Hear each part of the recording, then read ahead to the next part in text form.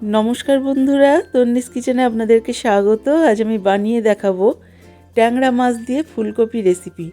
फुलकपि टैंगरा माछ अनेकेई बानिये थाकेन, किन्तु एक एक बाड़िर रान्ना एक एक रकम स्वादेर हय।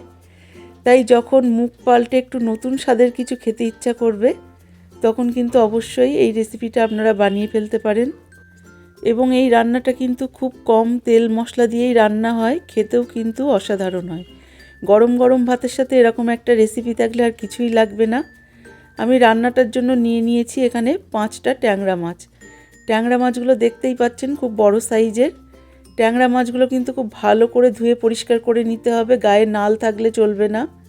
तारपरे दिये दिচ্ছি परिमाण मतो नुन ओ हलुद। এই নুন হলুদটা দেওয়ার পরে কিন্তু ট্যাংরা মাছগুলোতে খুব ভালো করে নুন হলুদটা মাখিয়ে নিতে হবে। তারপরে আমি দিয়ে দিলাম 1 চা চামচ পরিমাণ সরষের তেল। এটা দিলে কি হয় জানেন তো, এটা দিলে এই যে ট্যাংরা মাছগুলো যখন ভাজা হবে তখন কিন্তু ট্যাংরা মাছটা ফেটে আমাদের গায়ে আসবে না। সেই কারণেই কিন্তু তেলটা আমি মাখালাম এবং নুন হলুদ তেলটা মাখানোর পর আমি 5 মিনিটের জন্য রেস্টে রেখে দিলাম। আর ট্যাংরা মাছ কিন্তু যখনই ভাজবেন বন্ধুরা তখনই কিন্তু খুব কম পরিমাণ তেল দিয়ে ট্যাংরা মাছটা তবেই ভাজবেন। দিয়ে দিয়েছি পরিমাণ মতো তেল। আমি এখানে ফুলকপির ঝোলের মধ্যে একটু বড়ি দেব। বড়িটা অপশনাল, তবে শীতকালের তরকারিতে একটু বড়ি দিলে কিন্তু স্বাদটা দ্বিগুণ বেড়ে যায়। বড়িটা আমি গোল্ডেন ব্রাউন করে ভেজে তুলে নিলাম এবং ওই একই তেলের মধ্যে দিয়ে দিচ্ছি ট্যাংরা মাছ। আমি কিন্তু এখানে সবকটা ট্যাংরা মাছ একবারেই দিয়ে দেব। ট্যাংরা মাছটা যখন কড়াইতে দেবেন তখন কিন্তু গ্যাসের ফ্লেমটা লোতে রেখে তবেই দেবেন। এরপরে আরও বাড়তি সাবধানের জন্য আমি উপর থেকে একটু অর্ধেক ঢাকা দিয়ে ট্যাংরা মাছগুলো ভেজে নিলাম। যদি একটু আধটু ট্যাংরা মাছের তেলটা ছেটকায় তাহলে কিন্তু আমাদের চোখে মুখে লাগবে না। আমি কিন্তু পুরোপুরি ঢেকে দিইনি, একটু ফাঁক রেখেছি। আমি ট্যাংরা মাছগুলো উল্টে পাল্টে দুটো পিঠ গোল্ডেন ব্রাউন করে ভেজে নিলাম। আর ট্যাংরা মাছটা কিন্তু সবসময় একটু কড়া করে ভাজার চেষ্টা করবেন, কারণ ট্যাংরা মাছটা কিন্তু একটু বেশিই ভাজতে হয়, একটু শক্ত প্রকৃতির মাছ। তারপরে দিয়ে দিলাম তেলের মধ্যে একটু গোটা জিরে ফোড়ন। এই ফোড়নটা দিলে কিন্তু খুব ভালো একটা স্বাদ আসে বা সুগন্ধ ছাড়ে, সেই কারণেই দিলাম। জিরেটা ভালো করে লাল লাল হয়ে গেলে দিয়ে দিলাম কেটে রাখা ফুলকপি। আমি এখানে মিডিয়াম সাইজের দুটো ফুলকপি নিয়ে নিয়েছি এবং ফুলকপিগুলো দেখতেই পাচ্ছেন আমি মিডিয়াম পিস করে কেটে নিয়েছি। ফুলকপিটা কড়াইতে দেওয়ার পরে সামান্য পরিমাণ হলুদ দিয়ে আমি গোল্ডেন ব্রাউন করে এখানে ভেজে নিলাম। এরপরে এখানে অ্যাড করে দেব কেটে রাখা আলু। আলুটা আমি একটু লম্বা করে কেটে নিয়েছি, আপনারা চাইলে আপনাদের পছন্দ মতো কেটে নিতে পারেন। আলুটা দেওয়ার পরে আমি আবারও একটু 2 থেকে 3 মিনিট মতো ভালো করে ফুলকপি আলুটা ভেজে নেব। আপনারা যদি চান ফুলকপি আর আলু আলাদা আলাদা করেও কিন্তু ভেজে নিতে পারেন।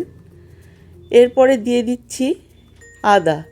আমি এখানে 1 ইঞ্চি পরিমাণ আদা গ্রেট করে দিচ্ছি। আপনারা চাইলে কিন্তু 1 চা চামচ পরিমাণ বাটা আদাও এখানে দিতে পারেন। এরপরে আদাটা দেওয়ার পরে আবারও 1 মিনিটের মতো গ্যাসের ফ্লেমটা লো টু মিডিয়ামে রেখে ভালো করে কষিয়ে নিতে হবে এবং কষানোর সময় খেয়াল রাখবেন যেন তলা থেকে পুড়ে না যায়। দিয়ে দিচ্ছি 1 চামচ ধনে গুঁড়ো আর 2 চামচ পরিমাণ জিরে গুঁড়ো। এই ধনে আর জিরে গুঁড়োটা কিন্তু আপনারা চাইলে বাটাও দিতে পারেন। আমি এখানে গুঁড়ো দিয়েছি আর দিয়ে দিয়েছি 1 চা চামচ পরিমাণ শুকনো লঙ্কার গুঁড়ো। সমস্ত মশলাগুলো দেওয়ার পরে আমি গ্যাসের ফ্লেমটা একদম লোতে করে দিলাম এবং আরও আমি 30 সেকেন্ড মতো মশলাগুলোকে কষিয়ে নেব। এই সময় দিয়ে দিচ্ছি 1 চা চামচ পরিমাণ নুন। নুনটা আমি আগে থেকে দিইনি, আগে থেকে দিলে ফুলকপিগুলো কিন্তু একটু বেশি গলে যায়, সেই কারণে ফুলকপিগুলো গোটা রাখার জন্য আমি একটু শেষের দিকে দিলাম। দিয়ে দিচ্ছি 2 টেবিল চামচ পরিমাণ জল। এই জলটা এই কারণেই দিলাম যাতে মশলাটা তলা থেকে না পুড়ে যায়, যেহেতু আমি এখানে গুঁড়ো মশলা ব্যবহার করেছি সেই কারণে। আপনারা যদি বাটা মশলা দিয়ে রান্নাটা করেন তাহলে কিন্তু জলটা দেওয়ার দরকার হবে না। এরপরে আমি আরও 15 থেকে 20 সেকেন্ড মতো মশলাগুলো ভালো করে ফুলকপির সাথে কষিয়ে নিলাম। এরপরে অ্যাড করে দিচ্ছি জল। আপনারা চাইলে এখানে গরম জলটাও দিতে পারেন। গরম জল দিলে কিন্তু তরকারির স্বাদ সবসময় খুব ভালো হয়। আমি এখানে ঈষদুষ্ণ গরম জল দিয়ে দিলাম। আপনারা কিন্তু যেরকম পরিমাণ ঝোল খেতে পছন্দ করেন সেরকম পরিমাণ জল দিয়ে দেবেন। তবে এখনকার কপি কিন্তু খুব তাড়াতাড়ি গলে যায়, সেই কারণে কিন্তু খুব বেশি জল দেওয়ার দরকার নেই। দিয়ে দিলাম স্বাদ মতো নুন ও হলুদ। এরপরে যখন ফুলকপিটা ফুটতে শুরু করবে দিয়ে দিচ্ছি 2 থেকে 3টে চিড়ে রাখা কাঁচা লঙ্কা। দিয়ে দেব বড়ি আর ভেজে রাখা মাছ। বড়ি আর মাছটা দেওয়ার পরে খুব ভালো করে মিশিয়ে নিতে হবে। নেওয়ার পরে কিন্তু আমি ঝোলটাকে ঢেকে দেব 5 মিনিটের জন্য। এখানে কিন্তু গ্যাসের ফ্লেমটা হাইতে রেখে হতে দেব। ফিরে আসলাম 5 মিনিট পর। 5 মিনিট পর ঝোলটা যখন একটু কমে এসছে সেই সময় দিয়ে দেব 1 চা চামচ পরিমাণ চিনি। চিনিটা অপশনাল, তবে ফুলকপির তরকারিতে একটু চিনিটা দিলে স্বাদটা বেশি ভালো আসে। নুন ঝাল স্বাদটাকে ব্যালেন্স করে, সেই কারণেই দিলাম। আর সবশেষে দিয়ে দিচ্ছি 1/2 চা চামচ পরিমাণ গরম মশলা গুঁড়ো। আপনারা চাইলে এখানে বাটা গরম মশলাটাও ব্যবহার করতে পারেন। গরম মশলা গুঁড়োটা দেওয়ার পর গ্যাসের ফ্লেমটা লোতে রেখে আমি আরও 1 মিনিটের মতো হতে দেব। এই সময় কিন্তু ফুলকপিটা একদম সেদ্ধ হয়ে গেছে, আলুটাও পুরোপুরি সেদ্ধ হয়ে গেছে। এইবার আমি গ্যাসের ফ্লেমটা অফ করে দিয়ে 5 মিনিট পরে আপনাদেরকে সার্ভ করে দেখাচ্ছি। দেখুন ফুলকপিগুলো কিন্তু গোটা গোটাই আছে, অথচ খুব ভালো সেদ্ধ হয়ে গেছে।